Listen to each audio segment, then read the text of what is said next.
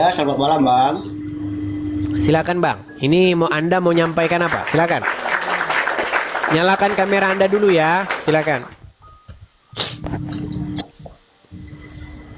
Oke, Bang. Oke. Selamat Apa yang malam, mau Bang ya. Selamat malam Bang. Abang Muslim atau apa Bang? Asli Muslim. Oke. Apa yang mau Abang sampaikan? Silakan. Oh, enggak. Saya cuman ngasih support sih sebenarnya. Syukur. Oh, Padahal pertama, Abang Muslim. Muslim. Oke. Pertama, saya mengakuin Edis TV hebat. Hebatnya kenapa? Seumur-umur saya mendengar seluruh umat Islam belum ada yang berani mengartikan Yasin. Cuma Edis TV. Sama, kalau nggak salah Ustadz Saiful Karim itu satu. Yang tahu artinya surah Yasin. Nah itu. Terus yang keduanya saya mau nanya ini loh Edis. Apa itu Bang?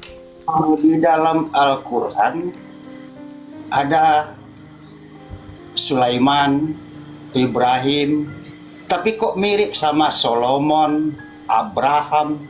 Itu apa ada hubungan apa gimana? Ya karena isi Al-Quran itu nyeritain nabi-nabinya orang Israel. Ya di Arab gak ada nabi. Gimana nabi yang siapa mau diceritakan? Tapi gini, apa yang diajarkan oleh Ustadz dengan apa yang sungguh-sungguh menjadi kebenaran itu sering sekali bertolak belakang. Saya kasih contoh ya, contoh. Kalau kita dengar Ustadz, itu ceritanya akan begini. Di Arab itu tidak ada nabi, tidak ada ini, semuanya masa fatroh katanya, masa kekosongan, tidak ada wahyu. Orang-orang beragama agama Quraisy, mereka nggak ngerti ini segala macam. Tapi yang menjadi keheranan, kalau kita baca Quran, Quran itu sering dibuka dengan kata-kata wa itsqala Isa, wa itsqala Musa, dan ingatlah ketika Musa berkata, dan ingatlah ketika Isa berkata, dan ingatlah ketika Daud berkata. Bayangin Bang, bagaimana mungkin Quran ngomong begitu tapi audiensnya itu bukan orang-orang yang familiar terhadap Isa, terhadap Musa, terhadap Daud. Gak mungkin. Bagaimana mungkin kita ngomong sama orang-orang pedalaman Afrika, ngomong ingatlah ketika Daud berkata. Daud siapa? Kan pasti. Makanya ketika kita baca Quran, audiens Al-Quran ini pasti orang-orang Yahudi, pasti orang-orang Nasrani. Gak mungkin audiensnya bukan orang-orang itu. Karena audiens Al-Quran seolah-olah sudah familiar terhadap Musa, sudah familiar terhadap Isa, sudah familiar terhadap Daud. Dan umat yang familiar terhadap itu hanyalah kau orang Yahudi dan orang Nasrani. Orang Quraisy mana tahu itu. Orang Quraisy penyembah berhala, mereka nggak punya kitab suci. Kalau dikatakan kepada orang Quraisy, ingatlah ketika Musa. Musa siapa?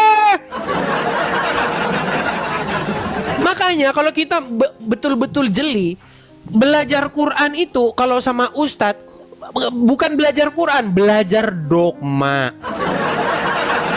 Begitu. Makanya ini yang perlu kita utarakan kepada orang-orang banyak. Begitu. Oke. Saya sebenarnya jujur ya, Bang Edis ya. Saya sebelum nonton Bang Edis, saya nonton Bang Edis sekitar ada 6 bulanan ke sini ya.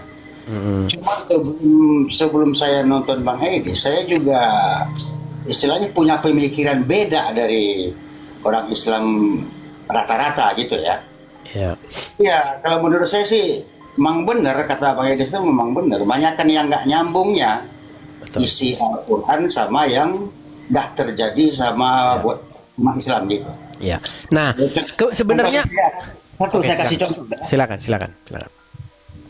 Di dalam Al-Quran, Nabi Muhammad naik ke langit ketujuh, diperintah sama Allah sholat 50 kali. Itu Terus? bukan dalam Quran. Itu Ah. dalam cerita-cerita hadis. Cerita-cerita hadis, oke. Nah, yang jadi pemikiran sama saya, Muhammad naik dikasih Tuhan 50, turun, ketemu malaikat Jibril, minta ditawar naik Ketemu lagi. Musa. Ketemu Musa. Musa. Ya, jadi ketemu Musa, terus Musa bertanya, "Wahai Muhammad, berapa kali kamu disuruh sholat?" 50 kali. Balik, katanya. Ya. Tawar. Nah, ditawar jadi 45. Balik lagi, ketemu Musa. Udah berapa Muhammad? 45. Masih kebanyakan. Balik lagi. Pokoknya dibikin ke oplet dia. Nah, itu cerita-cerita dalam hadis. Silakan lanjut ya. Jadi kesimpulan saya, Tuhan itu kan pencipta manusia. Kalau Tuhan pencipta manusia, otomatis Tuhan itu tahu kan kemampuan manusia. Betul. Nah, sekarang Tuhan menguji dulu, dikasih 50 sholat sehari semalam. Sementara Tuhan tahu kemampuan barang bikinannya. Makanya menurut saya pada waktu itu Allah itu lagi bercanda. Loh, kenapa? Ini serius loh. Karena begini, coba dalam satu kali sholat berapa banyak waktu yang habis? Ambil air wudhu, betul? Berangkat ke masjid, bla bla. Kita bikinlah dalam satu kali sholat dari mulai angkat bangunin badan sampai ambil sampai pulang ke rumah. Kita bikin 15 menit atau 10 menit lah, gitu. 10 menit kali 50 udah berapa menit? 24 jam manusia tidak mungkin tidak tidur, betul. Dalam satu hari manusia tidur kurang lebih 7 jam. Kapan kerjanya? Kapan nyuci piring? Kapan nyeboin anak? Ini waktu Allah suruh sholat 50 kali serius atau bercanda? Begitu. Makanya memang Bang, kalau dipikir-pikir, memang cerita-cerita tentang Muhammad itu banyak cerita-cerita fiktifnya. Makanya sekarang banyak cendikiawan-cendikiawan, orang-orang terpelajar Islam itu sudah melakukan rekonstruksi. Mun'im Siri, dia orang Madura, itu salah satu muslim tapi pinter dia. Dia menulis satu buku yang berjudul Islam Revisionis. Jadi memulai memikirkan ulang apa sebenarnya yang dinarasikan oleh agama Islam dan apa yang dinarasikan oleh para pengkhotbah dongeng gitu. Jadi kita harus benar-benar apa yang sungguh-sungguh Islam ajarkan dan apa yang orang-orang ajarkan tentang Islam, ajarkan tentang yang guru-guru ustadz-ustadz dongengkan. Gitu Bang.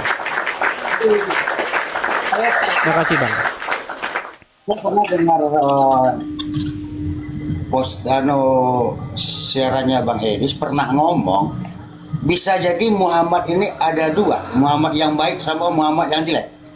Pernah Bang Edis ngomong begitu kan? Ya, jadi kalau kita betul-betul merujuk kepada sosok Muhammad yang di dalam Quran, Muhammad tuh hanya disebut 4 kali.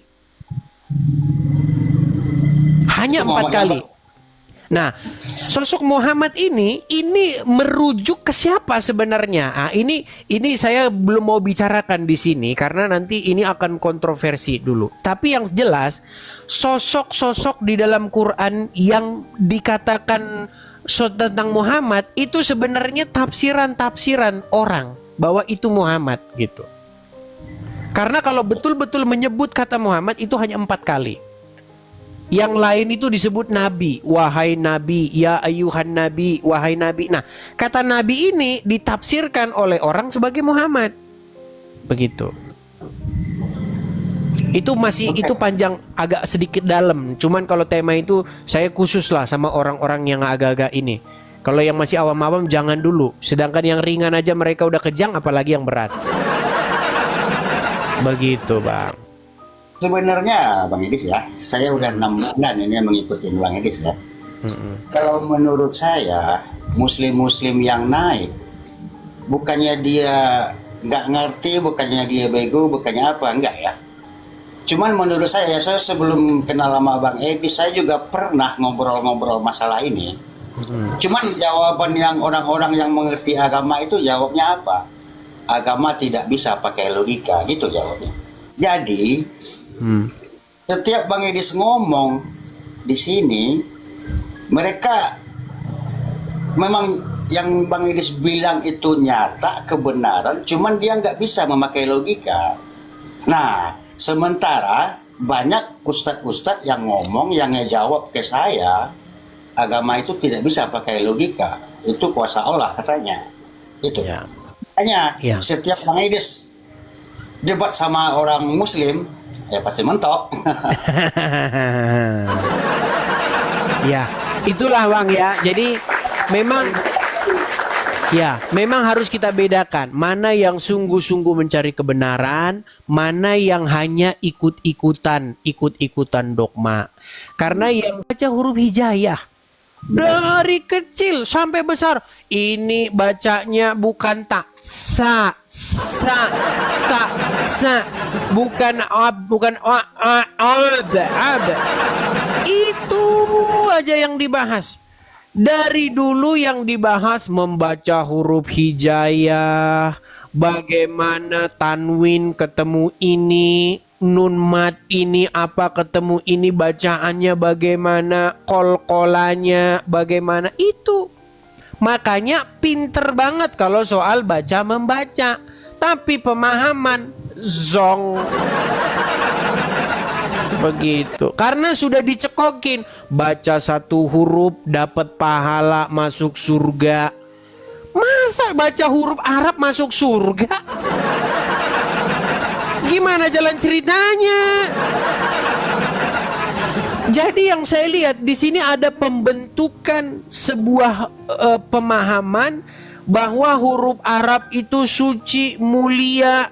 Di surga nanti berbahasa Arab, doanya bahasa Arab, apa-apanya Arab. Kita udah dijajah, ini dijajah dengan pengertian-pengertian yang kayak begitu. Masa Tuhan taunya orang-orang, taunya bahasa Arab. Kalau nggak bahasa Arab nggak sah. Ini apa-apaan? Di dalam Quran nggak ada. Doalah kamu dalam bahasa Arab, nggak ada. Begitu. Oke, hanya itu Bang. Kita kasih kesempatan ya kepada yang lain ya. Oke, siap. Terima kasih banyak Bang Edis Oke, ya. sama-sama Bang. Oke, Selamat malam. selamat malam. Tuh.